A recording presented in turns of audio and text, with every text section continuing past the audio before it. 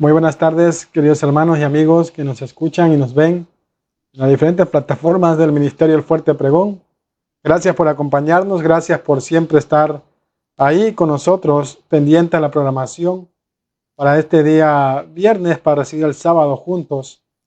Hoy se encuentra conmigo mi hermano Luis eh, desde Ecuador, así que él estará dando el tema esta mañana, perdón, esta noche.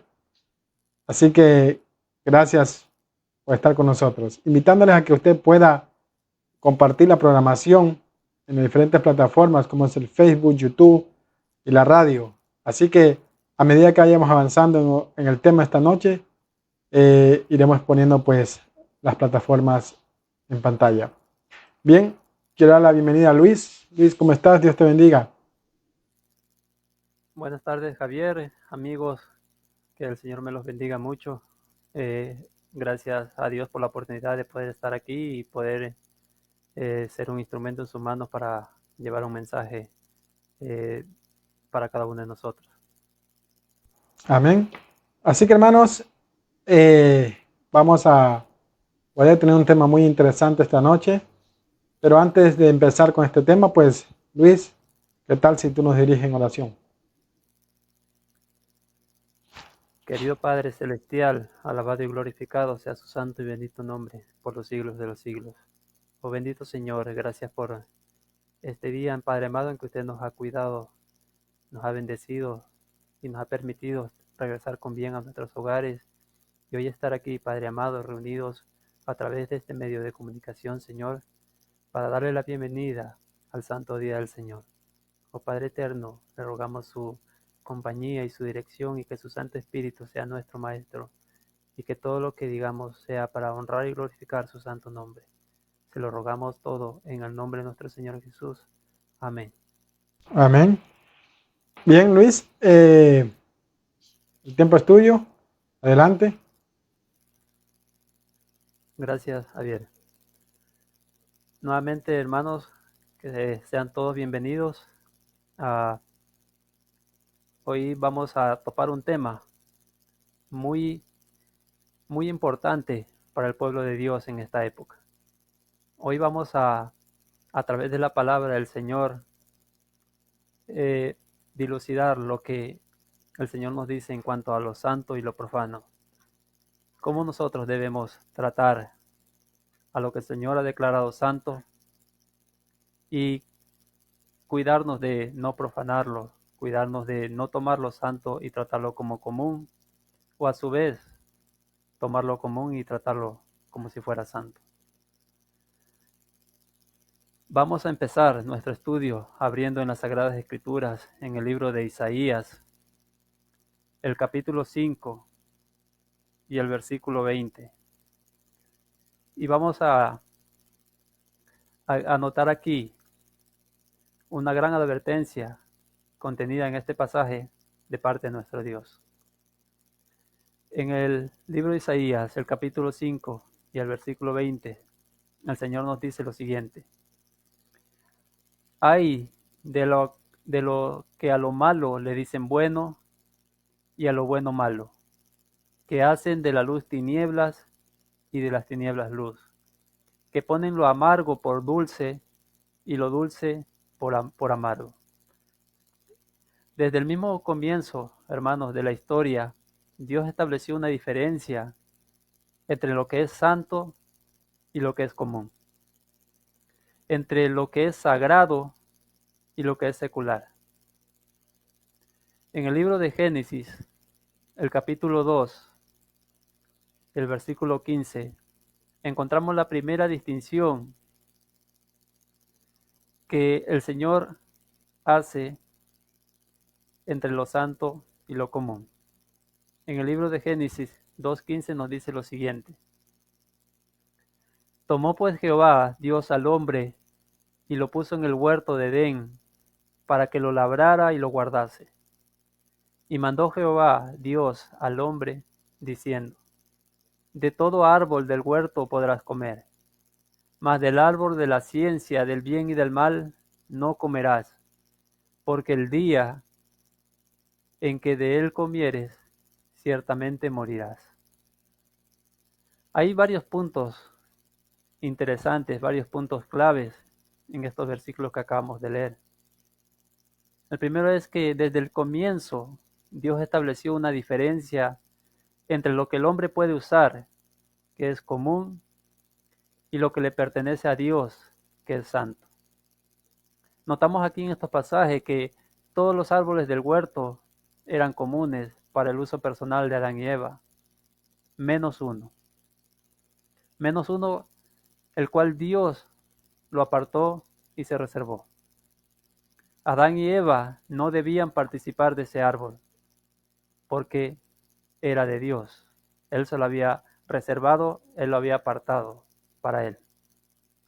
Cuando Adán y Eva pecaron, cuando participaron de este árbol y desobedecieron a Dios, en un sentido muy real, queridos hermanos, trataron lo que era santo como si fuera común. La desobediencia al mandato de Dios acarrió la sentencia de muerte. Así que desde el mismo comienzo tenemos una distinción entre lo que Dios se reserva y lo que Dios le permite al hombre. En otras palabras, hay una clara distinción entre lo que es sagrado y lo que es común. Esto también se ilustra más adelante en la historia de Israel. Cuando el pueblo fue a destruir, a conquistar a la ciudad de Jericó, Dios hizo la misma distinción entre lo santo y lo común.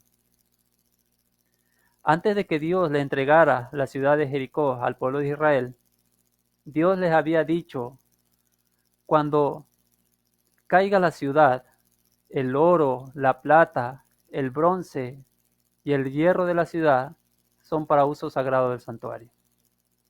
Dios les dijo también, en otras palabras, es mi diezmo, el diezmo de la tierra, porque esta era la primera ciudad que el pueblo de Dios iba a conquistar de mano de nuestro Dios.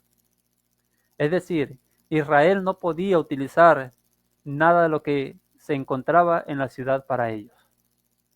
Todo lo que se encontraba en la ciudad era santo, por así decirlo. En Josué, el capítulo 6 y el versículo 19 nos relata este acontecimiento, esta historia. Dice lo siguiente: mas toda la plata y el oro y los utensilios de bronce y de hierro sean consagrados a Jehová y entren en el tesoro de Jehová.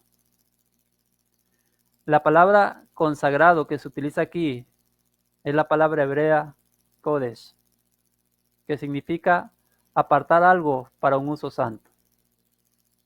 En Israel, los líderes religiosos tenían la obligación de enseñarle a Israel la distinción o la diferencia entre lo que era santo y lo que era común.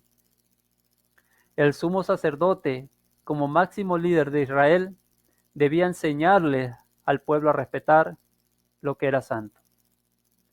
Por eso, el sumo sacerdote, recordemos, tenía una lámina de oro en su frente, con una inscripción que decía: santidad a Jehová.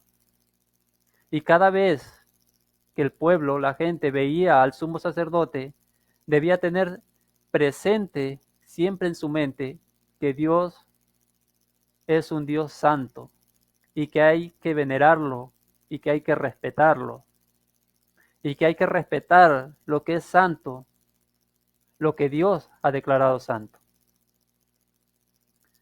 En el libro de Éxodo, el capítulo 28, el versículo 36, nos dice lo siguiente: harás, además, una lámina de oro fino, y grabarás en ella como grabadura de sello: santidad a Jehová. Pero no solo el sumo sacerdote debía hacer esto, de enseñarle al pueblo a distinguir entre lo santo y lo común, en enseñarle al pueblo a respetar el nombre de Jehová, sino que también todos los sacerdotes debían hacer lo mismo. En el libro de Ezequiel, el capítulo 44 y el versículo 23, aquí Dios dice lo que debían hacer los sacerdotes. Vamos a anotarlo. En el versículo 23 de Ezequiel 44, dice la palabra del Señor. Y enseñarán a mi pueblo a hacer diferencia entre lo santo y lo profano, y les enseñarán a discernir entre lo limpio y lo no limpio. Claramente notamos que la Biblia enseña con claridad la diferencia entre lo que es santo y lo que es común. En Israel había dinero santo y dinero común.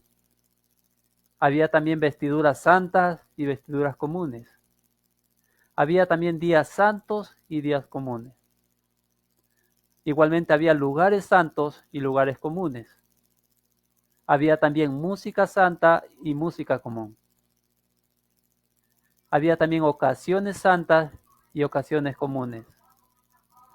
Había también vocaciones santas y vocaciones comunes. Al igual que había edificios santos y edificios comunes. Y lo que quiero es que noten es que no había nada de malo con las cosas comunes. Pero Dios se había reservado todo lo demás que había sido santificado para Él y se debía respetar. Ahora, cuando comenzaron los servicios del santuario en el desierto, Dios llovió fuego sobre el altar donde se colocaban los holocaustos. De allí en adelante, ese fuego que ardía día y noche, perpetuamente, era fuego santo, porque Dios lo había llovido desde el cielo. Vamos a leer en cuanto a esto en Levítico 9, 23 y 24. Les invito a que puedan buscar en la palabra del Señor este pasaje. Dice lo siguiente. Y entraron Moisés y Aarón en el tabernáculo de reunión, y salieron y bendijeron al pueblo. Y la gloria de Jehová se apareció a todo el pueblo. Y salió fuego de delante de Jehová, y consumió el holocausto con las grosuras sobre el altar, y viéndolo todo el pueblo, alabaron y se postraron sobre sus rostros. Ahora también, sobre el altar había un incienso santo y especial, que era prohibido para Israel tratar de reproducir. Leamos en cuanto a esto en el libro de Éxodo 30, el versículo 7 al 9. Éxodo 30, versículos 7 al 9. Y Aarón, dice la palabra del Señor, y Aarón quemará incienso aromático sobre él. Cada mañana cuando aliste las lámparas lo quemará. Y cuando Aarón encienda las lámparas al anochecer, quemará el incienso, rito perpetuo delante de Jehová por vuestras generaciones. Y noten esto, no ofreceréis ofreceréis sobre él incienso extraño, ni holocausto, ni ofrenda, ni tampoco derramaréis sobre él libación. Dios, hermanos, Dios le prohibió terminantemente a los sacerdotes que ofrecieran incienso común como si fuera santo. Y también les prohibió que ofrecieran fuego común como si fuera santo cuando quemaran el incienso. El incienso era único en su género y el fuego igualmente era único en su género. Ambos eran santos y no se podían reproducir ni se podían copiar. Ahora, ¿qué representa el incienso? El incienso está relacionado con la oración. Vamos a notar esto en el libro de Salmos 141:2. Y quiero decirles que el incienso no es la oración, pero tiene relación con la oración. Vamos a notar el libro de Salmos 141, el versículo 2. Dice lo siguiente. Suba mi oración delante de ti como el incienso, el don de mis manos como la ofrenda de la tarde. El incienso, hermanos, no era la oración, pero el incienso se mezclaba con la oración. En el libro de Apocalipsis, el capítulo 8, los versos 3 y 4, nos dice lo siguiente.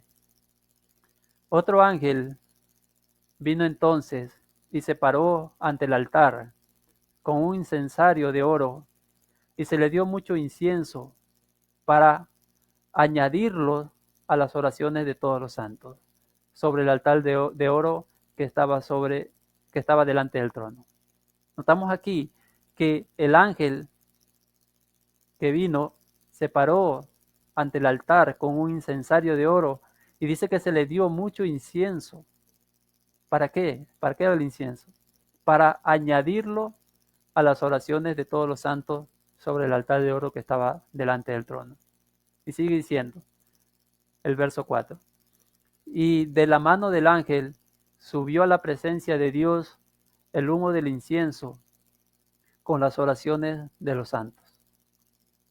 Ahora, en el Evangelio de Lucas, en el capítulo 1, el verso 8 al 10, tenemos el símbolo del incienso y lo que representa el incienso. Vamos a notar este pasaje de las Sagradas Escrituras. El libro de Lucas, el capítulo 1, los versos del 8 al 10, dice el Señor. Aconteció que ejerciendo Zacarías el sacerdocio delante de Dios, según el orden de su clase, conforme a la costumbre del sacerdocio, le tocó en suerte ofrecer el incienso. Entrando en el santuario del Señor, y toda la multitud del pueblo estaba fuera orando a la hora del incienso. Aquí notamos al sacerdote Zacarías, al sumo sacerdote Zacarías, ofreciendo incienso, entrando en el santuario del Señor. ¿Y qué estaba haciendo el pueblo mientras él ofrecía el incienso en el santuario? Dice que toda la multitud del pueblo estaba afuera, ¿haciendo qué cosa? Orando a la hora del incienso. La oración y el incienso son dos cosas distintas, aunque están estrechamente relacionadas. Ahora, ¿qué representa el incienso? Quiero compartir una cita muy hermosa del Espíritu de Profecía, donde la sierva del Señor explica lo que representa el incienso que se mezclaba con las oraciones de los santos. En Mensajes Selectos, el tomo 1, la página 388, nos dice lo siguiente. Cristo mezcla su propia justicia con la confesión del pecador arrepentido. Es decir, cuando una persona se arrepiente y confiesa su pecado a través de la oración, Cristo, nuestro Señor, mezcla su propia justicia con la confesión del pecador arrepentido y creyente, para que la oración del hombre caído pueda ascender como incienso fragante delante del Padre y sea impartida la gracia de Dios al alma creyente. Ahora sabemos por qué el incienso, hermanos, no se podía copiar. Porque los méritos de nuestro Señor Jesucristo no tienen comparación. Y sabemos que tampoco se podía presentar fuego común, porque el fuego representa al Espíritu Santo, que presenta nuestras oraciones ante Dios. Es decir, tanto el fuego como el incienso eran únicos en su género y no se podían copiar. Había que utilizar el fuego que Dios había ordenado y el incienso que el Señor había ordenado. Ahora, inmediatamente después de los versículos que acabamos de leer, ocurrió algo muy triste, queridos hermanos. Dios les había dicho a los sacerdotes que cuando ofrecieran incienso, debían hacerlo con el fuego santo y el incienso santo que Dios había especificado. Pero encontramos en Levítico 10 y el verso 1 que los dos hijos de Aarón hicieron algo que les acarrió la muerte. ¿Qué fue lo que hicieron estos dos jóvenes? Levítico 10. Notamos aquí el pecado de Nadab y Abiud. Levítico 10, el verso 1. Dice lo siguiente. Nadab y Abiud, hijos de Aarón, tomaron cada uno su incensario y pusieron en ellos fuego, sobre el cual pusieron incienso, y ofrecieron delante de Jehová fuego extraño que él nunca les mandó. ¿Y qué sucedió? Versículo 2. Y salió fuego de delante de Jehová, y los quemó, y murieron delante de Jehová. Yo pregunto, ¿Dios les había dicho qué clase de fuego ofrecer a estos dos jóvenes? Claro que sí. ¿Por qué razón? Porque dice que ellos ofrecieron fuego que Dios no les mandó. Eso quiere decir que ellos sabían qué clase de fuego Dios les había mandado. ¿Cuál fue el pecado de ellos? Ellos sabían muy bien cuál era el fuego que se debía ofrecer. Si ofrecieron el fuego que Dios no les mandó, entonces sí sabían cuál era el fuego que Dios les había mandado. Ellos debían ofrecer el fuego que Dios había llovido sobre el altar. Ellos, a sabiendas, ofrecieron fuego común como si fuera santo. ¿Y qué sucedió con ellos? ¿Qué dijo Dios? ¿Será que Dios dijo, ¿qué importa? Fuego es fuego. Si metes el dedo en el fuego santo y el dedo en el fuego común, igual te quema. ¿Será que Dios dijo eso? O tal vez Dios dijo, la apariencia del fuego común y del fuego santo es igual. Así que Dios dice, no hay problema, fuego es fuego, muchachos. ¿Fue así? No, no fue así. Nos dice en Levítico 10:2 que salió fuego de delante de Jehová y los quemó y murieron delante de Jehová. Estas son historias que a nosotros muchas veces no nos gusta estudiar, porque creemos que Dios es solo amor y gracia y misericordia. Dios es gracia y misericordia, pero Dios espera que se le respete, queridos hermanos. Él espera obediencia de parte de sus hijos, porque además de ser bondadoso y paciente, Dios es también santo. Dios es también justicia. Ahora, como les mencioné, el fuego representa al Espíritu Santo, quien lleva nuestras oraciones ante la presencia de Jesús, quien mezcla las oraciones con sus méritos. Pero ¿qué pasa cuando nosotros no obedecemos a Dios y le ofrecemos a Dios fuego extraño o incienso extraño? En Proverbios 28:9 nos dice que qué clase de oraciones son aquellas que se ofrecen en desobediencia a Dios. ¿Cómo las considera Dios a las oraciones de las personas que elevan oración viviendo en desobediencia a los mandatos de nuestro Padre? En Proverbios 28:9 nos dice lo siguiente: el que aparta su oído para no oír la ley, su oración también es abominable. Entonces notamos aquí claramente que el Señor dice que la persona que aparta su oído, ¿qué quiere decir que aparta su oído? Que a sabiendas, escuchando lo que Dios le manda, quiere seguir viviendo en contra de la voluntad de Dios y transgrediendo su ley. Si esta persona ora, su oración es abominable delante del Señor. En el libro de Salmos 66:18 al 20, dice lo siguiente el salmista: si en mi corazón hubiese yo mirado a la iniquidad, el Señor no me habría escuchado.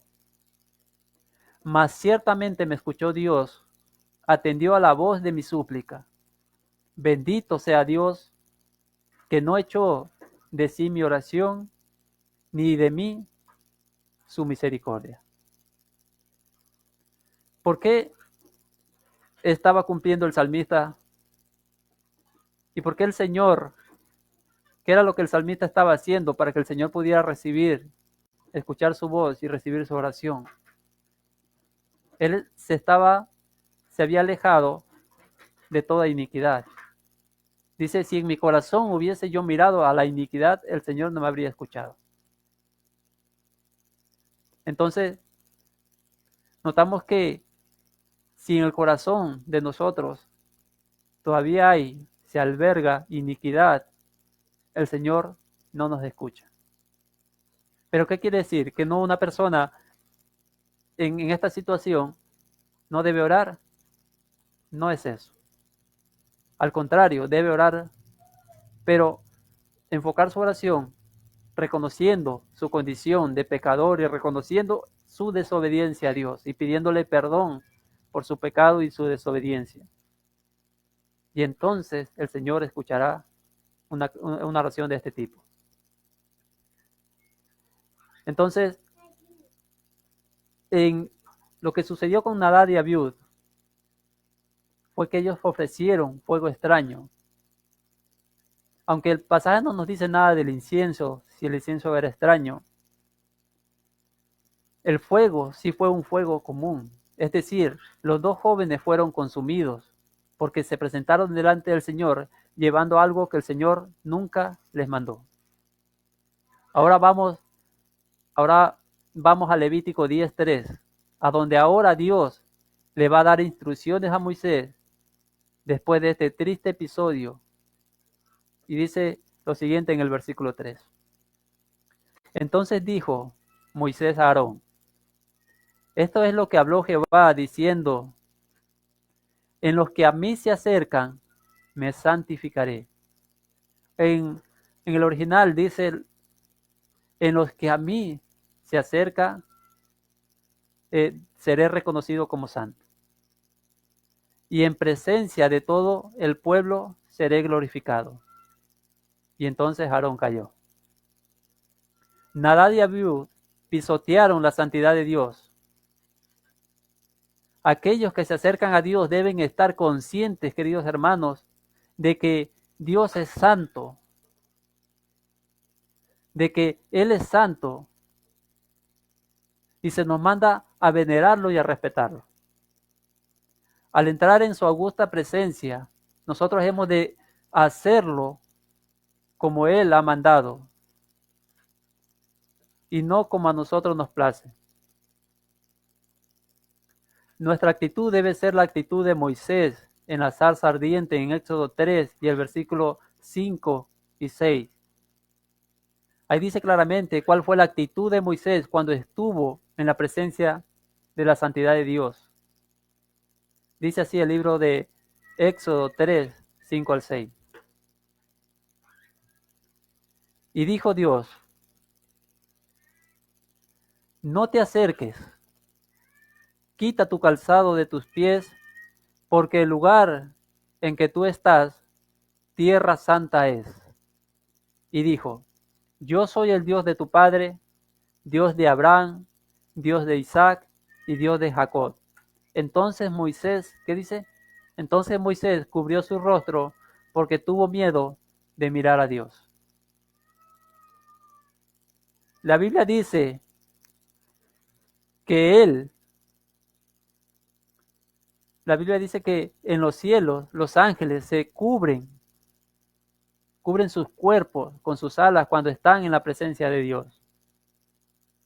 Cuando Isaías captó una visión de Dios, dice que él oía cantar a los ángeles, santo, santo, santo, toda la tierra está llena de su gloria. Y se sacudía a la casa del Señor. ¿Y cómo reaccionó el profeta? Isaías dice, estoy deshecho, porque mis ojos han visto al Rey, han visto al Santo de Israel. La hermana Elena G. de White explicó en el libro La verdad acerca de los ángeles, la página 95. Moisés se estremeció de terror al escuchar al Señor mencionar su nombre.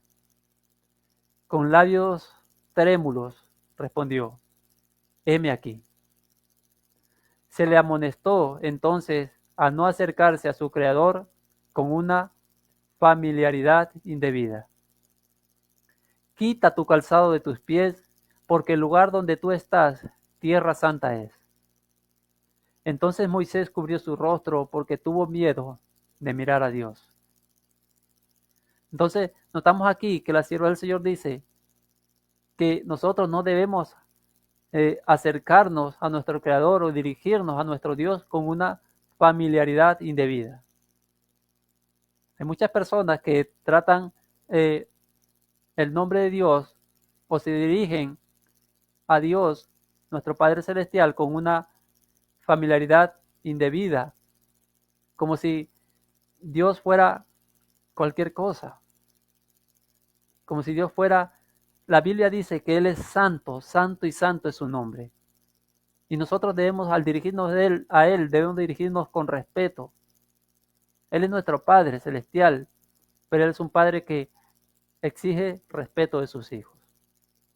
En el libro de Isaías, el capítulo 57, el verso 15, presenta el equilibrio en nuestra cercanía a Dios y cómo Dios está aparte de nosotros. Dice en Isaías 57:15, porque así dijo el alto y sublime, el que habita la eternidad y cuyo nombre es santo. Yo habito en la altura y la santidad. ¿Y con quién más? Y con el quebrantado y humilde de espíritu, para hacer vivir el espíritu de los humildes y para vivificar el corazón de los quebrantados. Ahora, Dios dio un consejo drástico a Moisés y a Aarón. Les dijo, ni se les ocurra llorar a estos dos muchachos. Vamos a leer ese pasaje en el libro de Levíticos 10, el verso 4 al 7. Y llamó Moisés a Misael y a Elzafán, hijo de Uziel, tío de Aarón, y les dijo, acercaos y sacad a vuestros hermanos de delante del santuario, fuera del campamento. Y ellos se acercaron y los sacaron con sus túnicas fuera del campamento, como dijo Moisés. Entonces Moisés dijo a Aarón y a Eleazar y a Itamar, sus hijos, no descubráis vuestras cabezas, ni rasguéis vuestros vestidos en señal de duelo, para que no muráis, ni se levante la ira sobre toda la congregación. Pero vuestros hermanos, toda la casa de Israel, sí lamentarán por el incendio que Jehová ha hecho. Ni saldréis de la puerta del tabernáculo de reunión, porque moriréis. Por cuanto el aceite de la unción de Jehová está sobre vosotros. Y ellos hicieron conforme al dicho de Moisés. ¿Por qué es que no se podía practicar duelo? Es decir, descubrir ellos su cabeza y rasgar sus vestidos en señal de duelo. Por la sencilla razón de que no se podía mostrar ninguna simpatía para con lo que habían hecho estos dos muchachos. Habían violado la santidad de Dios y el mandato específico y directo de Dios. Ahora, nosotros necesitamos preguntarnos, ¿por qué razón es que Nadab y Abiud ofrecieron fuego común como si fuera santo? Fuego extraño si Dios les había dicho explícitamente cuál fuego ofrecer. La respuesta es que estaban intoxicados con vino y por lo tanto no pudieron distinguir entre lo santo y lo común. En Levítico 10, el versos 8 y 9, después de esta experiencia, nos dice lo siguiente aquí. Y Jehová habló a Aarón diciendo, tú y tus hijos contigo. No beberéis vino ni sidra cuando entréis en el tabernáculo. Es decir, después de esta experiencia, Dios le dice a los sacerdotes, no beban vino ni sidra, bebidas fuertes, en otras palabras, cuando estén en el servicio del Señor en el santuario. Es decir, el vino causó dos trastornos en estos dos muchachos que perecieron. El primer trastorno es que no les permitió a Nadab y Abiud distinguir entre lo santo y lo común. Y el segundo trastorno es que ellos no pudieron tampoco enseñarle al pueblo de Israel los estatutos de Jehová. Note lo que dice el Levítico 10 y el versículo 10 y 11. Después de decir los versículos que leímos, tú y tus hijos contigo no beberéis vino ni sidra cuando entréis en el tabernáculo de reunión para que no muráis. Estatuto perpetuo es para vuestras generaciones. Sigue diciendo, ¿por qué razón el Señor les mandó esto? Y dice lo siguiente, para poder discernir entre lo santo y lo profano, y entre lo inmundo y lo limpio, y para enseñar a los hijos de Israel todos los estatutos que Jehová les ha dicho por medio de Moisés. Ellos no podían, estos dos jóvenes que perecieron, ellos no podían distinguir entre lo santo y lo común, ni tampoco podían enseñarles los estatutos y las leyes de Jehová al pueblo. Al fin, el fin de los dos jóvenes fue trágico.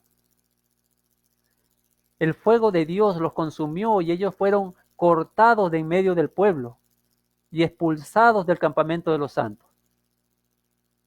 El gran pecado de Nadab y Abiud fue que ellos presentaron fuego común a Dios como si fuera santo. Pero ahora miremos la otra cara de la moneda.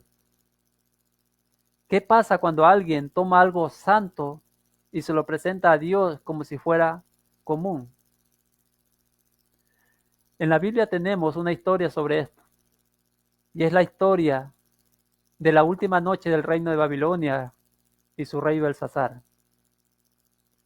Belsasar tomó lo que era santo y lo trató como si fuera común.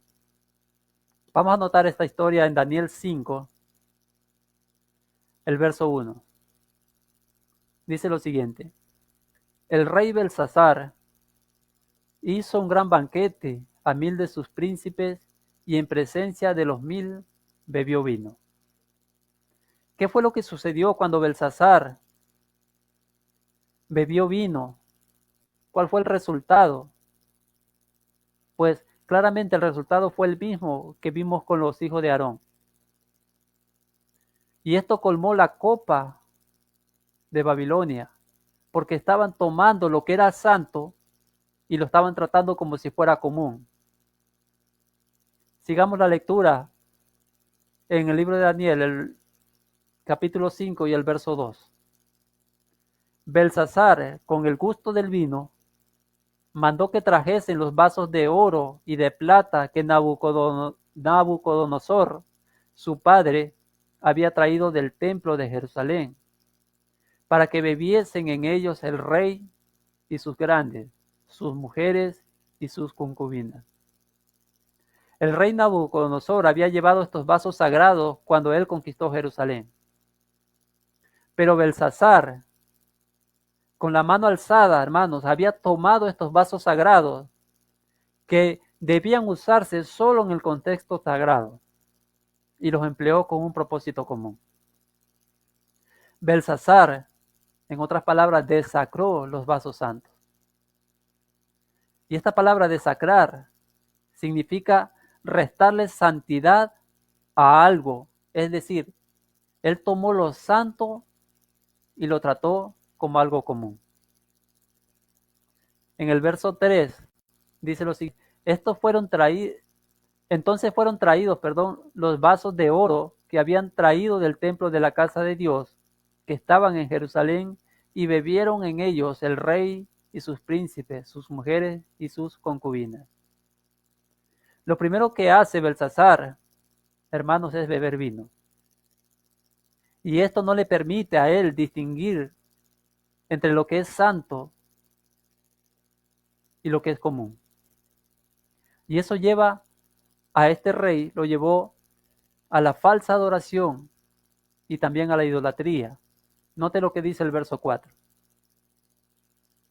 Bebieron vino y alabaron a dioses de oro y de plata, de bronce, de hierro, de madera y de piedra. El vino no solo impidió que el rey distinguiera entre lo santo y lo común, sino que lo llevó a cometer idolatría y falsa adoración. Adoraron ídolos hechos por manos de hombres. En otras palabras, quebrantó los mandamientos de Dios y practicó falsa adoración. Más adelante vamos a notar, hermanos, que esta historia se va a volver a repetir con otra Babilonia al final de la historia. La Babilonia espiritual y mundial. Ahora, alguno tal vez podrá decir, Belsasar era un hombre pagano y no sabía cuán serio era usar vasos sagrados en una forma común. Vamos a notar, vamos a leer en Daniel 5, 18 y vamos a notar ahí el pecado de Belsasar. Vamos a notar ahí que el pecado de Belsasar fue con alevosía, mis hermanos. Dice, el Altísimo Dios, oh Rey, aquí está hablando el profeta Daniel, cuando el rey Belsasar lo manda a llamar porque el Señor había escrito su sentencia, la sentencia contra el reino de Babilonia y contra Belsasar en la pared. Y él mandó entonces a llamar al profeta Daniel para que le descifrara lo que decía la escritura en la pared. Y Daniel le dijo lo siguiente, el Señor a través de Daniel, el Altísimo Dios, oh Rey, dio a Nabucodonosor tu padre el reino y la grandeza, la gloria y la majestad. Y por la grandeza que le dio, todos los pueblos, naciones y lenguas temblaban y temían delante de él. A quien quería mataba y a quien quería daba vida. Engrandecía a quien quería y a quien quería humillaba. Mas cuando su corazón se ensoberbeció y su espíritu se endureció en su orgullo, fue depuesto de su trono, del trono de su reino y despojado de su gloria. Y fue echado de entre los hijos de los hombres y su mente se hizo semejante a las de las bestias y con los asnos monteses fue su morada. Hierba le hicieron comer como a buey y su cuerpo fue mojado con el rocío del cielo hasta que reconoció que el Altísimo Dios tiene dominio sobre el reino de los hombres y que pone sobre él al que él le place. Y noten lo siguiente. Y tú, su hijo Belsasar, ¿no has humillado tu corazón sabiendo todo esto? Entonces, ¿sabía o no sabía Belsasar lo que estaba haciendo? Él conocía la historia, cómo Dios humilló, aquí dice a su padre, pero en realidad era su abuelo, pero en la Biblia a veces al abuelo se lo considera como un padre. Aquí dice que él conocía la historia de cómo Dios había humillado a Nabucodonosor, su abuelo, porque su corazón se había llenado de orgullo. Y Belsasar dice, ¿y tú, su hijo Belsasar, no has humillado tu corazón sabiendo todo esto? El versículo 23 sigue diciendo, sino que contra el Señor del cielo te has ensoberbecido e hiciste traer delante de ti los vasos de su casa, y tú y tus grandes, tus mujeres y tus concubinas, bebiste vino en ellos. Además de esto, diste alabanza a dioses de plata y oro, de bronce, de hierro y de madera y de piedra, que ni ven, ni oyen, ni saben. Y al Dios en cuya mano está tu vida y cuyos son todos tus caminos, nunca honraste. Entonces, él sabía, queridos hermanos, él no tenía excusa delante del Señor. Así que, ¿cuál fue el proceso del pecado de Belsasar? Belsasar, primeramente, bebió vino fermentado. Segundo, el vino entorpeció su capacidad de distinguir entre lo que era santo de lo que era común. Como consecuencia de no poder distinguir entre lo santo y lo común, trató lo que era santo como si fuera común. Y finalmente el resultado de todo esto fue idolatría y falsa adoración. ¿Cuál fue el pecado de Nadab y Abiud? El pecado de Nadab y Abiud fue que ellos tomaron lo que era común y lo presentaron como si fuera santo. Pero el pecado de Belsasar fue que él tomó lo que era santo y lo trató como si fuera común. Ahora les quiero invitar a que abramos nuestras Biblias en el libro de Apocalipsis, el capítulo 17. Porque esta historia, con el Israel literal, con el vino literal, con la idolatría, inclinándose ante ídolos literales, se va a cumplir al final de la historia, ya no literalmente, sino mundialmente y simbólicamente. Porque Babilonia al final, hermanos, no es la ciudad literal, sino un sistema mundial. Vamos a leer Apocalipsis 17, el verso 1 y 2, y luego los versos 4 y 5. Apocalipsis 17 nos habla de la condenación de la gran ramera. Y el verso 1 nos dice: vino entonces uno de los 7 ángeles que tenía las 7 copas y habló conmigo diciéndome: ven acá y te mostraré la sentencia contra la gran ramera. Ahora, ¿qué representa una mujer en las profecías? En la profecía, la mujer representa la iglesia. Una mujer pura representa una iglesia pura. Una mujer que se ha prostituido, por lo contrario, representa una iglesia que originalmente caminó con el Señor, pero que luego se tornó en apóstata. Así que esto está hablando de una iglesia que se prostituyó y que apostató. Sigue diciendo, me dijo, ven acá y te mostraré la sentencia contra la gran ramera, la que está sentada sobre muchas aguas. Las muchas aguas, hermanos, son las multitudes de personas sobre las cuales domina esta iglesia apóstata. Ahora, ¿cómo fue que se tornó en ramera? ¿Qué nos dice? Lo siguiente. Dice que ella se tomó en ramera porque estuvo metida, ¿con qué, hermanos? Con la política.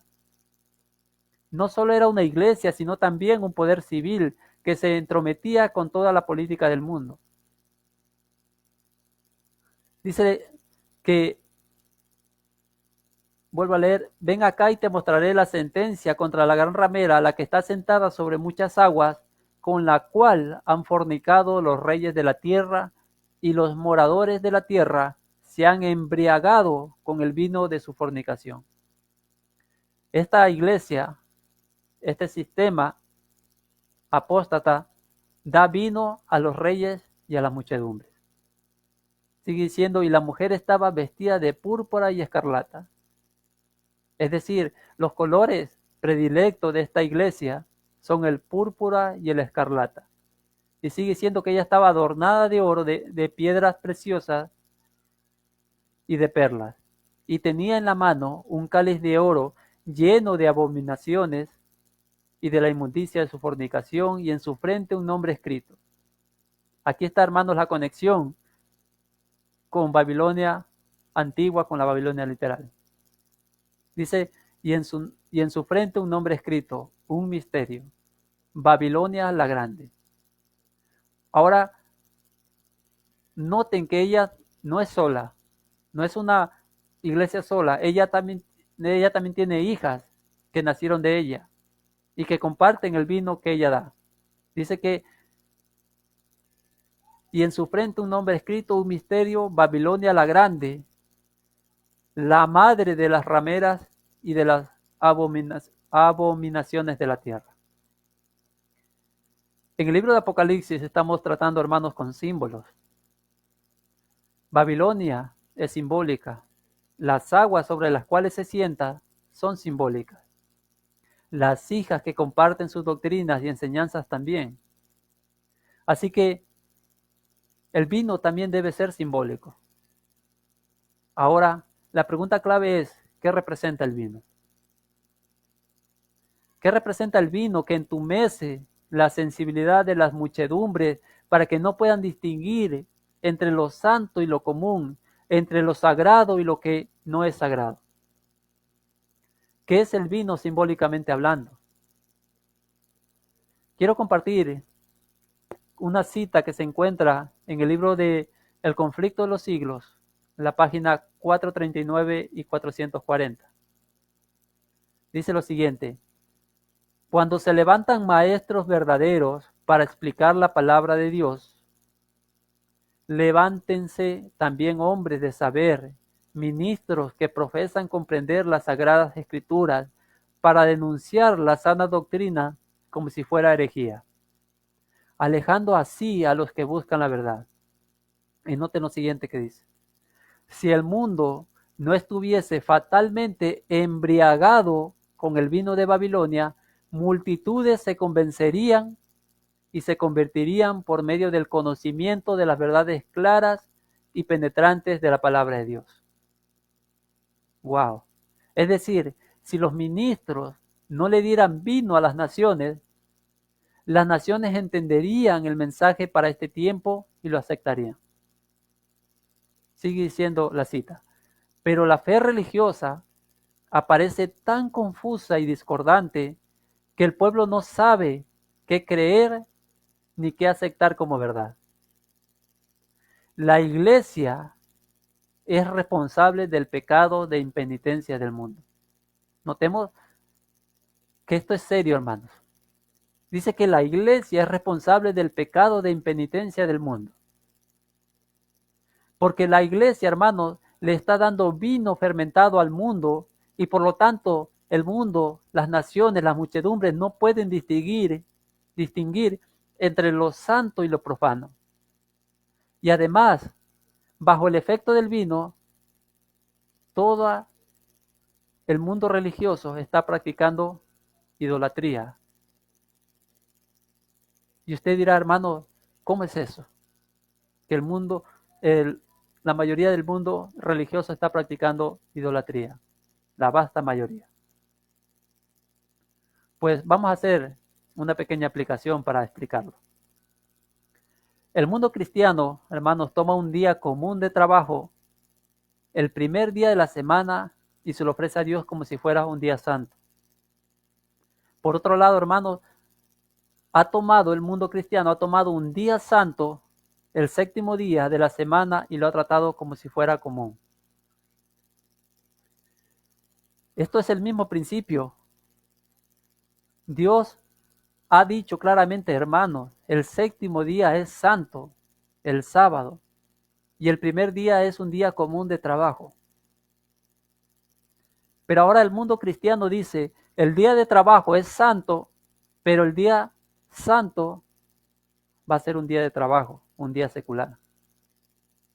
Hermanos, si Dios acepta esto, Él va a tener que pedirle perdón a Nadab y Abiud y también a Belsasar.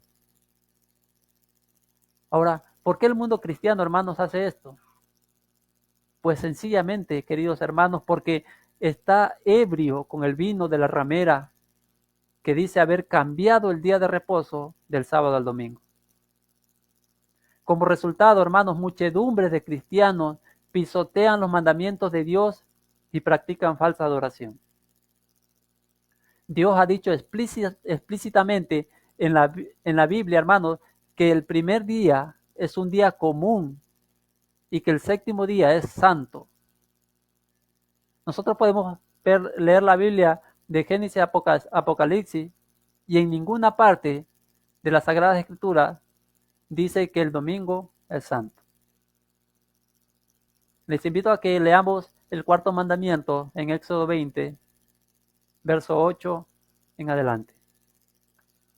Dice lo siguiente: acuérdate del día de reposo para santificarlo. 6 días trabajarás y harás toda tu obra, mas el séptimo día es reposo para Jehová tu Dios. No hagas en él obra alguna, tú, ni tu hijo, ni tu hija, ni tu siervo, ni tu criada, ni tu bestia, ni tu extranjero que está dentro de tus puertas.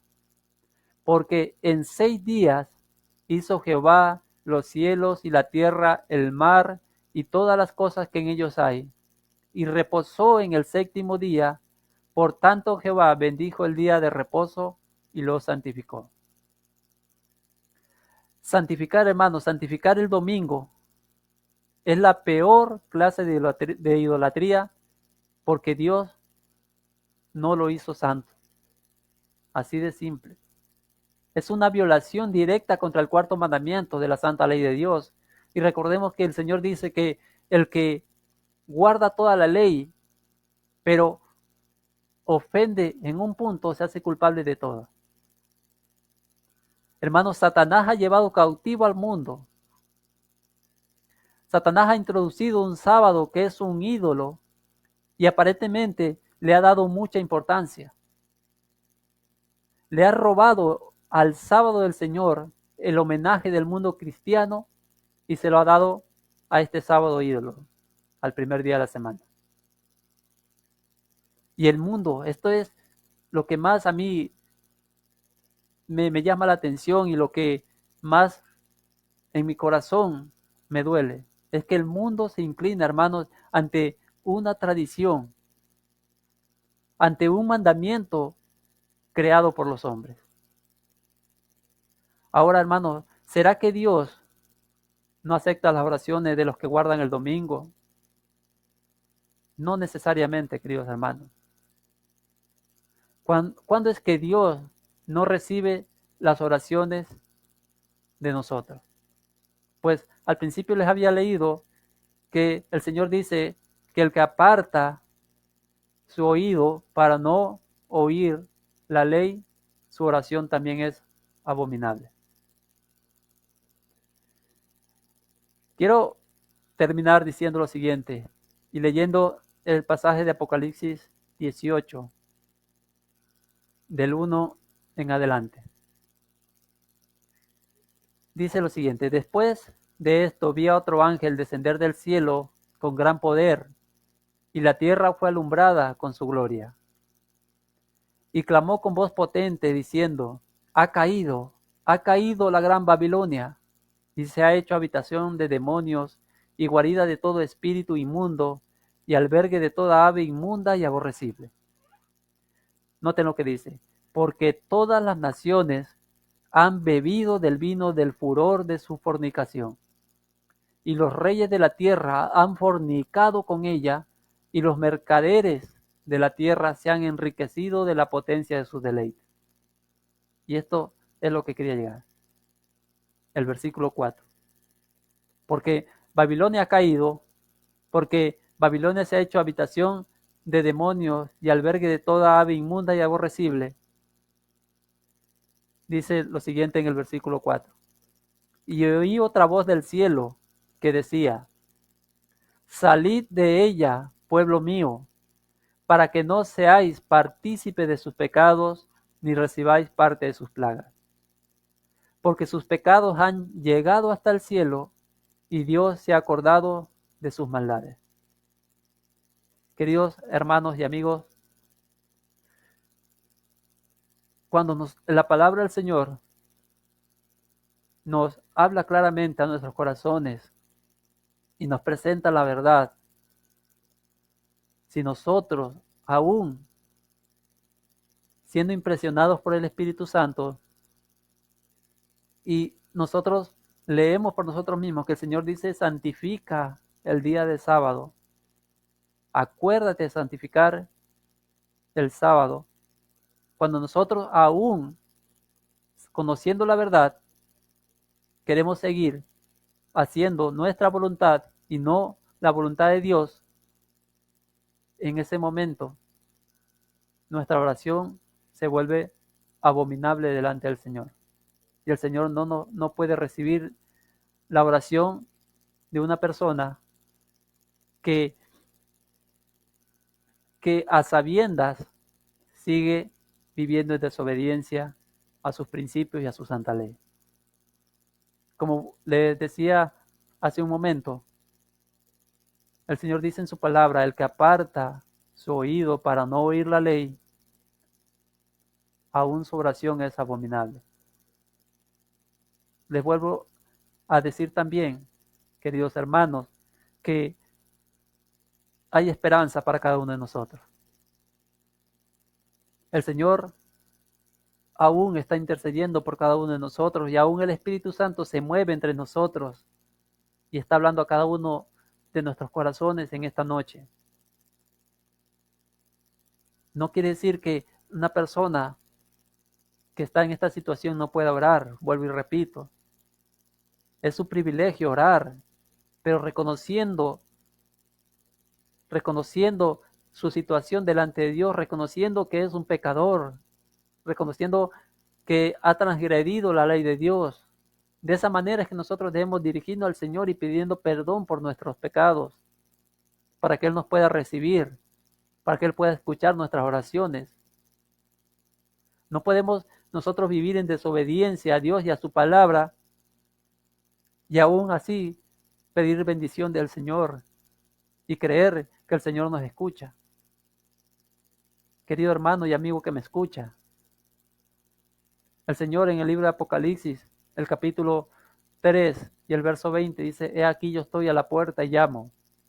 Si alguno oye mi voz y abre la puerta, entraré a él y cenaré con él y él conmigo. El Señor hoy está hablando a cada uno de nosotros personalmente. Que nosotros podamos abrir nuestro corazón a la influencia del Espíritu Santo, quien nos convence de pecado, de justicia y de juicio. Hemos entrado ya a las horas sagradas del Santo Sábado. Hoy es un día que el Señor ha apartado como sagrado para que nosotros podamos pasar en comunión y entrar en su reposo. Que el Señor nos ayude a cada día buscar primeramente hacer la voluntad de Dios en nuestra vida y vivir de cada palabra que salga de la boca del Señor. Vamos a terminar con una oración en esta hora. Querido Padre y bendito Dios, alabado y glorificado sea su santo y bendito nombre por los siglos de los siglos. Oh Señor, gracias por este santo sábado, Señor, que nos ha regalado. Oh Padre eterno, que en este su santo día, Señor, nosotros podamos gozarnos en su presencia, que podamos ser llenos de su Santo Espíritu y que podamos sentir el gozo de alabarlo a usted en su día santo. Le ruego una bendición a cada persona que me escucha. Usted conoce el corazón de cada uno de nosotros, Señor. Ayúdenos en nuestras luchas. Ayúdenos, oh Padre amado, a aceptar su palabra como única regla para nuestra vida. Que usted pueda hablar a cada uno de los corazones de las personas que nos están escuchando y viendo. Y que, Padre amado, cada uno podamos tomar la decisión de seguirle a usted.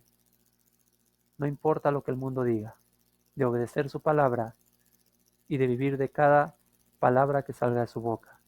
Gracias, oh Padre, por el tema de esta hora y gracias por las bendiciones derramadas en el nombre de nuestro Señor Jesús. Amén. Amén. Bien, le agradecemos a Luis por el tema de esta noche. Gracias, Luis, por acompañarnos y estuvo muy hermoso el tema. Dios te bendiga grandemente. Siempre la gloria sea para nuestro Dios. Bien, también saludar a nuestros hermanos que están en Facebook, como mi esposa, también nuestra hermana Beba Feliciano, a ella, a su esposo, también nuestra hermana Wendy Márquez, hermana, Dios la bendiga también a usted. Sabemos que en el Facebook también está nuestra hermana Esperanza, nuestra hermana Chawi, nuestra hermana Mari, el pastor también con la esposa. Saludo para todos grandemente. Y aquellos que no los conozco igualmente, saludo. Gracias por habernos acompañado. Luis, agradecerte por estar con nosotros y por el tema de esta noche. Te invito a que te pueda también despedir nuestros hermanos y amigos. Gracias a Dios, Javier, y primeramente, y gracias también a ustedes por la oportunidad. Siempre la honra y la gloria sea para nuestro Dios. Mis queridos hermanos, que el Señor los guarde y los bendiga siempre. Amén. Recuerden, hermanos, que mañana estamos a partir de las 9:20 de la mañana en la escuela sabática y después con el culto divino. Invitamos a que nos pueda acompañar. Bendiciones para todos. Un feliz sábado.